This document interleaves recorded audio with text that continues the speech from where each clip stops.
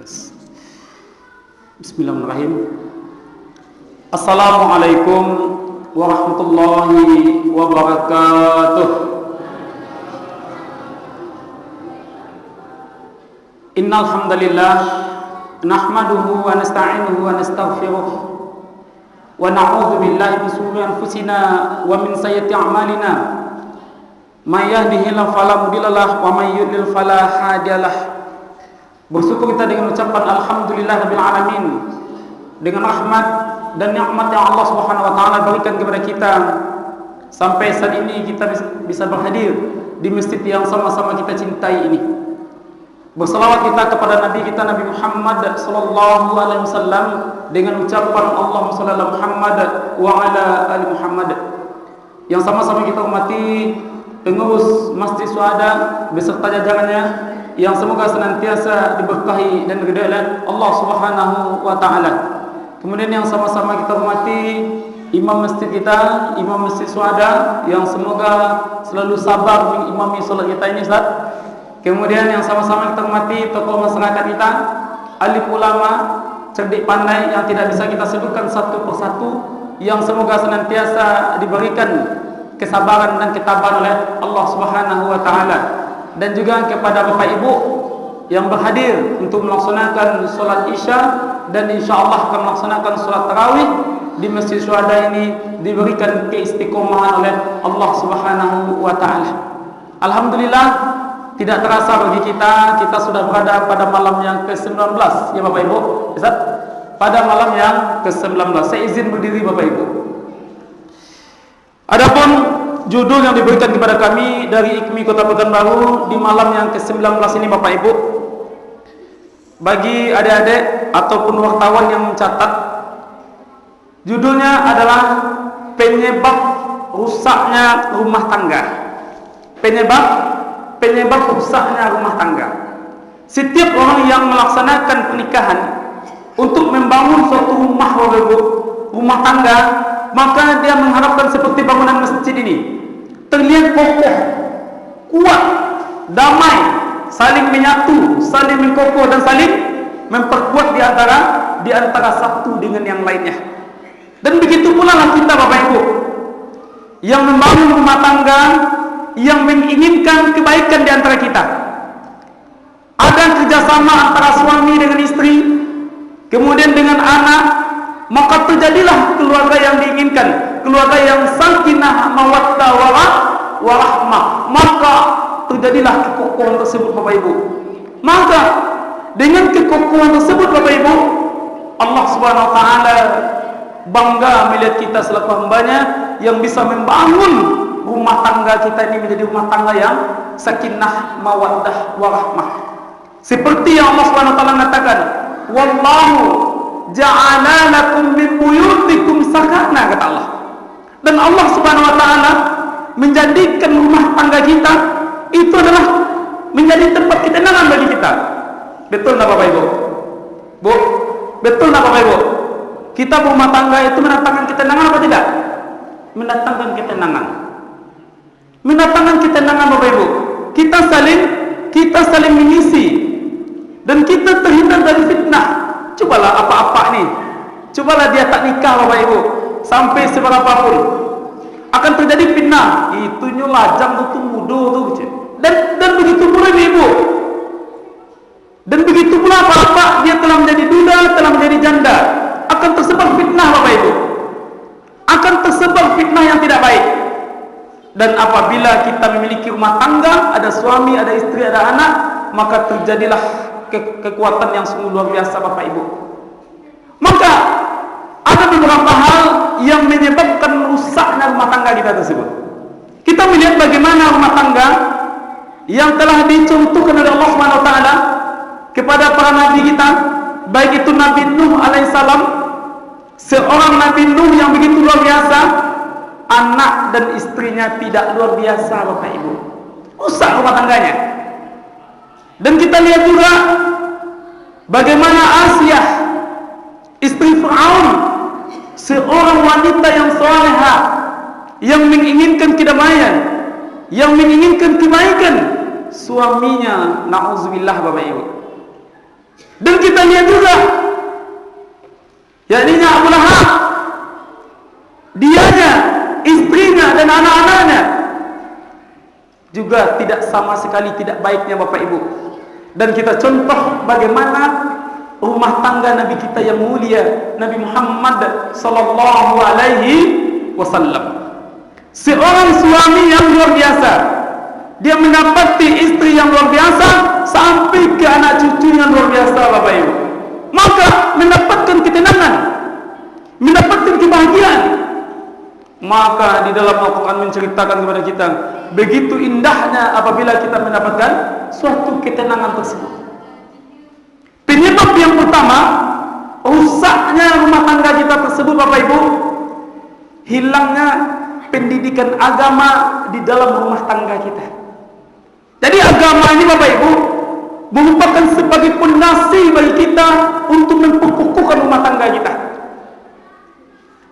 Apabila kita tidak menghidupkan solat sunnah di rumah kita, apabila kita tidak membaca Al-Quran di rumah kita, apabila kita tidak berzikir di rumah kita Bapak Ibu, maka kata Nabi, masalul baitil ladzi yuzkurullah wal baitil ladzi la yuzkurullah masalul hayyi wal mait, kata Nabi. Perumpamaan rumah yang dihiasi dengan zikir Bapak Ibu, rumah yang dihiasi dengan zikir, adanya solat qiyamul lail di tengah malamnya, kemudian melaksanakan solat-solat yang lainnya, membaca Al-Quran, berzikir, maka kata Nabi, perumpamaan rumah tersebut rumah seperti hidup, seperti di dalam masjid yang penuh dengan cahaya Bapak Ibu, penuh dengan cahaya, penerangan yang luar biasa. Dan apabila sebaliknya, wal baitil ladzi la yuzkurullah fih, dan rumah yang apabila tidak ada zikir di rumahnya Bapak Ibu, maka rumah tersebut jauh dari kebaikan. Maka tak sedikit rumah tangga yang kita lihat rumah tangga seperti ring tinju. Tahu Bapak Ibu seperti ring tinju? Ring tinju tahu Bapak Ibu, oktagon itu. Maka rumah tangganya dijadikan seperti oktagon. Gimana tuh ceritanya oktagon? Suami dengan istri berantem setiap saat, ribut setiap saat Bapak Ibu. Masalah sepele menjadi besar, apalagi masalah besar diperbesar. Kenapa? Tidak ada zikir di dalam rumah tangganya tersebut. Tidak ada dia mengingat Allah, tidak ada dia menghidupkan rumahnya dengan kebaikan. Maka kata Nabi, rumah yang tidak diisi dengan zikir, maka setan yang akan menghuni rumah kita tersebut Bapak Ibu. Maka masuklah setan di dalam rumah tangga kita tersebut. Dan kita ketahuilah Bapak Ibu, viewernya setan tersebut, iblis tersebut, viewernya apabila dia naik, apabila dia bisa memisahkan rumah tangga Bapak Ibu, apabila dia bisa memisahkan rumah tangga, maka masing-masing setan tersebut akan diabsen. Apa yang telah kamu membuat? Aku belum bisa membuat apa-apa. Apa yang kamu buat? Aku telah menceraikan rumah tangga yang mana sebelumnya akur, yang mana sebelumnya kompak, akhirnya aku bisa menceraikan. Maka naik derajatnya Bapak Ibu, naik ratingnya kalau bahasa kini ya, naik tingkatannya. Maka setan pun akan naik ratingnya apabila dia bisa memisahkan rumah tangga Bapak Ibu. Maka rumah tangga yang tidak diisi dengan zikir, iblis akan datang untuk membisikkan ke dalam dada kita supaya kita setiap saat bertengkar Bapak Ibu. Setiap saat kita berkelahi Bapak Ibu, akhirnya rumah tersebut tak nyaman. Maka terjadilah kehancuran. Terjadilah kehancuran di dalam rumah tangga tersebut. Maka penyebab rumah tangga yang pertama kali rusak atau hancurnya rumah tangga tersebut jauh dari nilai-nilai agama. Allah telah katakan, wa'tasimu bihablillahi jami'a, kata Allah, dan berpegang teguhlah kamu kepada tali Allah Subhanahu wa taala. Allah telah menyampaikan, apabila kita telah jauh dari tali Allah, telah jauh kita dari agama Allah, maka tunggu kehancuran akan datang kepada kita. Tunggu kehancuran akan datang kepada kita Bapak Ibu. Nabi Muhammad bisa membangun rumah tangga yang begitu luar biasa karena agamanya sungguh luar biasa. Nabi mencontohkan bagaimana maksimalnya agama terhadap terhadap dirinya dan juga kepada rumah tangganya. Dan begitu pula Asiyah istrinya Firaun, agama. Dan begitu pula Nabi Nuh, agama Bapak Ibu. Maka apabila jauh dari agama, maka tunggulah kehancuran dari rumah tangga kita ini. Terkadang di bulan puasa ini kita selaku suami, karena kita bekerja, lalu kita menyepelekan tentang perintah Allah Subhanahu wa taala tentang puasa. Bang, abang nak puasa, bang. Capek bang dek. Yalah abang nak puasa dek. Oh yalah, tak apa-apa lah. Abang kan cari uang. Itu menyepelekan. Kita ketahui Bapak Ibu, sesuatu yang kita sepelekan akan berakibat fatal dari hadapan Allah Subhanahu wa taala. Apalagi perintah kita melaksanakan puasa Bapak Ibu. Ini bukan perintah Nabi. Ini langsung Allah Subhanahu wa taala yang memerintahkan. Allah saja telah kita sepelekan, Allah saja telah kita remehkan, Allah saja tidak kita anggap penting dalam hidup kita. Bagaimana rumah tangga kita? Bagaimana istri kita? Bagaimana suami kita? Bagaimana anak kita? Kita menganggap rumah tangga itu penting Bapak Ibu. Maka apabila agama telah diremehkan oleh orang, apabila Allah telah diremehkan oleh orang, bagaimana dia akan menghidupkan kebaikan-kebaikan di dalam kehidupannya Bapak Ibu? Allah yang memberikan rezeki, Allah yang memberikan kenikmatan, Allah yang memberikan kebaikan, Allah Subhanahu wa taala yang memberikan segala-galanya. Dianggapnya sepele Bapak Ibu.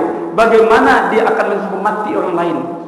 Suami apabila dia tidak menghidupkan agama, dia tidak takut kepada Allah Subhanahu wa taala, dia tidak sujud kepada Allah Subhanahu wa taala, dia tidak meminta kepada Allah Subhanahu wa taala, bagaimana istri akan dimuliakannya Bapak Ibu? Bagaimana seorang istri akan dimuliakannya?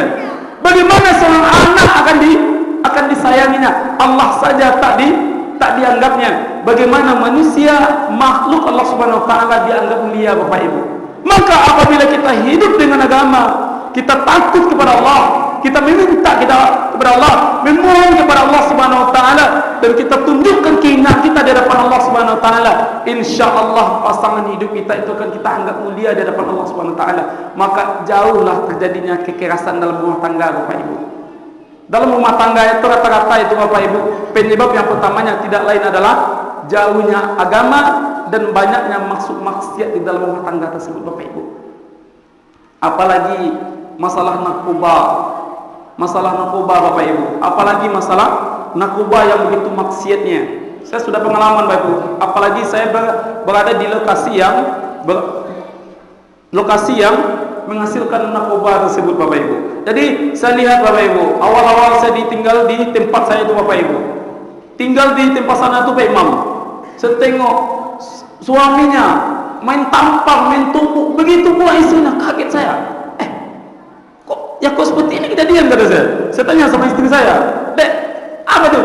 Biasa itu bang, orang narkoba itu dah seperti itu katanya. Kenapa? Maksiat tadi Bapak Ibu. Tak ada dia lagi menghormati, menghargai. Maka itulah penyebabnya hancurnya rumah tangga kita Bapak Ibu. Kemudian yang kedua, penyebab hancurnya rumah tangga kita yang kedua adalah komunikasi. Di dalam rumah tangga kita ini Bapak Ibu, kita perlu komunikasi. Nabi itu berkomunikasi dengan istrinya, Nabi itu bercerita dengan istrinya, dan begitu pula sebaliknya, istri Nabi bercerita kepada Nabi, dia dicerita. Dan di saat kita komunikasi, jadilah kita seperti gelas kosong Bapak Ibu, jangan seperti air yang penuh ini Bapak Ibu. Jadilah kita menjadi gelas kosong. Apa itu gelas kosong? Menerima, menampung apa yang disampaikan oleh lawan cerita kita kepada kita. Istri kita bercerita dengan kita tampung, bang, gini bang. Iya, ditampung semuanya, didengar, jangan dibatalkan. Udahlah dek, selesai itu dek, jangan dipikirkan. Kira-kira kalau seperti itu suami ibu gimana bu? Senang atau tidak Bapak Ibu? Senang lah ibu? Tidak senang. Siapa yang senang? Awak baru bercerita dipatahkannya. Dan begitu pula sebaliknya suami. Dek, kita ini sudahlah bang, saya tahu bang, mulai dari A sampai Z apa yang abang katakan itu sudah ada di otak saya kata. Apa nak berantem kita Bapak Ibu? Makanya perlu kita seperti gelas kosong, kita tampung semuanya. Kita tampung, setelah itu baru kita berikan berikan penjelasan baik itu suami menjelaskan, istri menjelaskan, insya Allah akan sinkron data tersebut Bapak Ibu. Tapi kalau tidak, dia terbentrok terus. Bahkan dalam komunikasi tersebut, komunikasi yang tidak baik Bapak Ibu, antara atasan dengan bawahan. Ingat wahai para suami, istri kita ini bukan anak buah, istri kita ini bukan babu, istri kita ini bukan pembantu, istri kita ini adalah pasangan kita. Ingat, istri kita ini kata Allah pasangan, bukan pembantu, bukan bawahan. Terkadang, ambil bang, apa bang, di luar sana sama tim kerjanya, sama anggotanya, bang, dek, tolong abang mau makan, abang mau minum, nauzubillah. Sama pasangan kita macam atasan seperti bawahan. Di luar sana kita lemah lembut Bapak Ibu, nauzubillah. Maka apabila kita melihat baiknya seorang suami, maka tengok di rumah tangganya Bapak Ibu. Apabila kita melihat bagaimana baiknya seorang suami kata Nabi, maka tengok bagaimana dia berumah tangga. Di luar minta ampun sopannya, lembut sekali. Kok tutu katanya menyenangkan sekali, tutu katanya membahagiakan sekali Bapak Ibu. Tiba di dalam rumah tangganya, istrinya dibentak-bentaknya, istrinya dianggap seperti pembantu, istrinya dianggap sebagai bawahan dan segala macamnya. Bagaimana komunikasi akan baik Bapak Ibu? Maka komunikasi yang baik akan menumbuhkan rumah tangga yang baik. Dan apabila komunikasi yang tidak baik akan menghancurkan rumah tangga kita. Ya, ibu-ibu punya perasaan, apalagi ibu-ibu. Kalau sudah terkasar kata-kata dengan istri, langsung ke jantung ibu ya. Keluarlah lagu sakitnya tuh di sini. Setiap malam ibu udah menanggung tuh. Sakitnya tuh di sini, di mana, di jantung. Kenapa? Abang nggak apa-apa lah bang, kurang memberikan uang ke adik bang. Tetapi kata-kata abang itu janganlah berlebihan kepada adik. Uang belanja kurang, uang makan kurang, ngajak makan di luar kurang. Ternyata ucapannya berlebih kepada istrinya, itu tidak boleh Bapak Ibu. Maka komunikasi kita harus kita jaga. Kemudian yang ketiga, hati-hati bahaya media sosial ini Bapak Ibu. Perselingkuhan di mana-mana terjadi Bapak Ibu. Di luar sana, nauzubillah, suaminya jam 4, jam 5 tidak mau dia membangunkan istrinya. Istrinya, pasangan dia tak mau dia bangunkan. Kemudian tak kala makan sahur tak mau dia ingatkan. Selingkuhnya di luar sana, ayang bebek sudah makan sahur, nanti kelewat. Laki macam apa itu? Kepada istrinya dia tidak peduli. Kepada wanita yang tak jelas di dalam hidupnya disungguh diberikan perhatian. Ayam bebek sudah makan, ayam bebek sudah sholat, ayam bebek lagi ngapain? Jangan sibuk-sibuk ya, sakit nanti. Istrinya tak ada seperti itu Bapak Ibu. Maka berhati-hati dengan media sosial ini Bapak Ibu. Kemudian yang terakhir, faktor yang terbesar membuat hancurnya rumah tangga kita adalah ekonomi. Ketahuilah Bapak Ibu, rumah tangga kita Bapak Ibu, yang banyak yang terjadi hari ini Bapak Ibu, bukan kebutuhan tetapi gaya hidup. Betul nggak Bapak Ibu? Yang terjadi itu adalah kebutuhan. Gaji suaminya hanya standar UMK, upah minimum kota, gajinya 2 jutaan, 3 jutaan, gaya istrinya 10 juta. Apa nak hancur rumah tangganya? Bang, itu tas tua bagus bang. Berapa harganya? Murahnya bang, 5 juta. Tas 5 juta. Alunnya jam tangan bang, jam tangan berapa harganya? Murahnya bang, 5 balik juta. Suaminya gaji 2 juta. Apa nak hancur rumah tangga itu Bapak Ibu? Maka berhati-hati terhadap ekonomi. Jadi maka yang terakhir ini Bapak Ibu, maka ekonomilah faktor yang terbesar yang menyebabkan hancurnya rumah tangga kita Bapak Ibu. Maka kita rumah tangga sudah dibina menjadi manusia yang dewasa Bapak Ibu. Maka berpikirlah kita secara dewasa. Suami berpikir secara dewasa, istri berpikirlah kita secara dewasa. Bagaimanapun rezeki suami kita, bagaimanapun rezeki istri kita, bagaimana pendapatan kita, jangan dipaksakan Bapak Ibu. Cukuplah dengan kebutuhan kita saja. Bisa kita berinfak, bisa kita bersedekah, bisa kita menyantuni anak yatim, bisa kita melaksanakan umrah, bisa kita melaksanakan haji. Itu alhamdulillah itu Bapak Ibu. Walaupun kita tidak bisa mendapati hiasan-hiasan dunia yang tidak akan mengantarkan kebaikan di dalam diri kita dan di dalam rumah tangga kita Bapak Ibu. Mungkin hanya itu yang dapat saya sampaikan Bapak Ibu. Mudah-mudahan rumah tangga kita menjadi rumah tangga yang sakinah, mawaddah, warahmah, diberkahi oleh Allah Subhanahu wa taala sampai ke anak cucu kita. Mudah-mudahan kita sampai menua dan mudah-mudahan bisa kita dikumpulkan nanti di surganya Allah Subhanahu wa taala. Kita tutup dengan doa kafaratul majlis. Subhanakallahumma wa bihamdika asyhadu an la ilaha illa anta astaghfiruka wa atubu ilaik. Banyak maaf, wabillahi taufiq wal hidayah. Assalamualaikum warahmatullahi wabarakatuh.